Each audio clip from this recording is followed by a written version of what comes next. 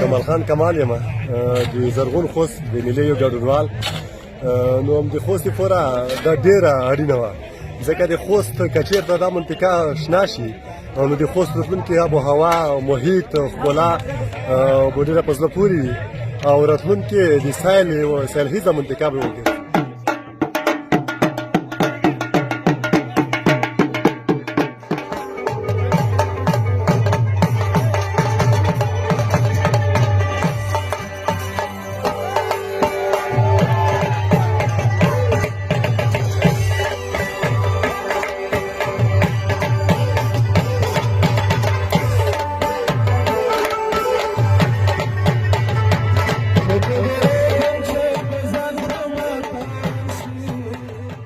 بسم الله الرحمن الرحیم. زه کدرشان سري یم د خوست ولایت.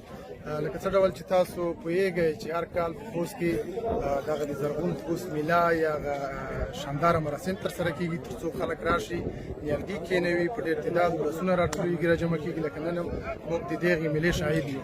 خو له نورو کلونو څخه دا میله ځکه متفاوته ده چې د کومه ساحه چې تاسو نن وینئ موږ دلته ولاړ یو د خوست ځینې کړیو غوښتل چې په بېلابېلو نومونو باندې د غصب کړي یا د رهایشي نومونو لپاره وویشي، مګر تقریبا 3 کلونه او 4 کلونه کېږي چې د خوست مبارز ځوانان د دغې غونډۍ لپاره مبارزه کوي تر څو دا غونډۍ پارک شي، شنه شي. ولې ځکه چې دغه ښار ته نږدې غونډۍ ده، دا به د ښار په هوا په تصفیه کې ډېر مهم رول ولوبوي او په څنګ کې به د ښار نږدې خلک او د کلو بنډو خلک دلته سیل ته راځي، سیلونه به کوي، میلې به کوي. او نن موږ عمله وینو د دې پرانیسته وشوه، دغه د خلک راغلي دي نیالګي کینوي، ډېر خوندور مراسم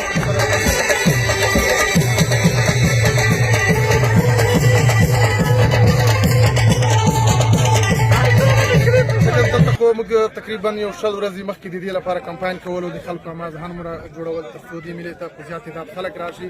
لکه تاسو چې نن ولیدل چې واقعیت زیات تعداد خلک راغلي وو، تدابیر په ډېر ښه شان سره نیول شوي وو، ټول مسایل مخته وړل شوي وو، کنسرت پکې وو، ویناګانې وشوې، غونډه ترسره شوه او ځوانان په ډولونو په اتڼو بېلابېل قومونه راغلل تر څو په یاده میله کې برخه واخلي. دا میله به 3 ورځنۍ میله وي. 3 ورځو کې هر څوک کولی شي چې راشي، هر وخت پیدا کړي دلته راشي، خپل نوم یا د نورو ملګرو لپاره نیالګي کینوي.